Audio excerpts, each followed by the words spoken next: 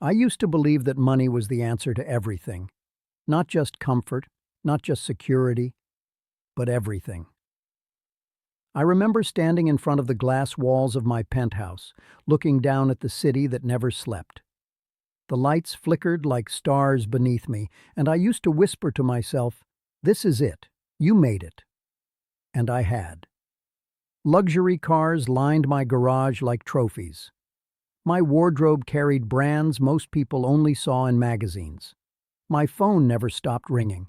Business deals, invitations, opportunities, people called me successful. But no one ever asked if I was alive inside. Because if they had, I wouldn't have known what to say. It didn't start like this. I wasn't born into wealth. I came from a house where silence was louder than words. My father worked endlessly, and my mother carried a quiet sadness that no one dared to question. We didn't have much, but we had enough. And yet, even as a child, I felt something missing. I remember watching other kids laugh freely, while I stood there, analyzing everything, calculating, planning, as if life was already a game I needed to win. I told myself very early, one day I will have so much that I will never feel this emptiness again. I didn't realize back then. I was chasing something that money could never buy. Years passed, and I became obsessed. While others slept, I worked. While others partied, I sacrificed. While others fell in love, I built walls. Every decision I made was fueled by one thing: control. Control over my life. Control over my emotions. Control over my future. And slowly, it worked. Money came. Then more money. Then power. People started looking at me differently. Respect, admiration, sometimes even envy. I wore it like armor. But inside, something was quietly breaking. I remember the first night I felt it clearly. I had just closed one of the biggest deals of my career. Everyone celebrated me. My phone was flooded with messages. That night I sat alone in my penthouse, surrounded by luxury, silence echoing through every room. And for the first time, I felt it. Not sadness, not stress, but a deep, suffocating emptiness. It was as if everything I had built was suddenly meaningless. I turned on the TV to distract myself. I poured a drink. I scrolled endlessly through my phone. Nothing worked. The silence grew louder, and that's when I realized something terrifying. I had spent my entire life building a world that I didn't want to live in. You see, success has a strange way of isolating you. People don't approach you the same way anymore. Conversations lose their authenticity. Smiles feel rehearsed. You begin to question everything. Do they like me or what I have? Would they stay if everything disappeared? And slowly you stop letting people in, because trust becomes a risk. And risk is something you trained yourself to avoid. I had relationships, or at least I thought I did. Beautiful women, intelligent conversations, moments that looked perfect from the outside. But they never lasted, because deep down, I wasn't present. I was always somewhere else, thinking about the next move, the next deal, the next victory. Love requires vulnerability, and vulnerability felt like weakness to me. So I kept people at a distance, close enough to enjoy their presence, far enough to protect myself. And one by one, they left. Not with anger, but with quiet disappointment. The kind that lingers long after they're gone. I told myself it didn't matter. I have bigger things to focus on. I don't need anyone.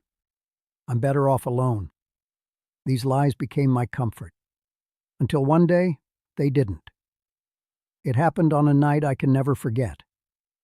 I had just returned from an international trip. Another successful deal, another milestone. But this time, something felt different. The house felt colder. The silence, heavier. I walked through each room slowly, as if I was a stranger visiting someone else's life. The expensive furniture, untouched. The dining table, always empty. The bedroom, too perfect, too lifeless. And then it hit me. This wasn't a home. It was a museum of achievements. And I was the only visitor.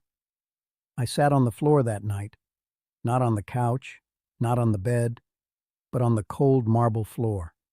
And I broke.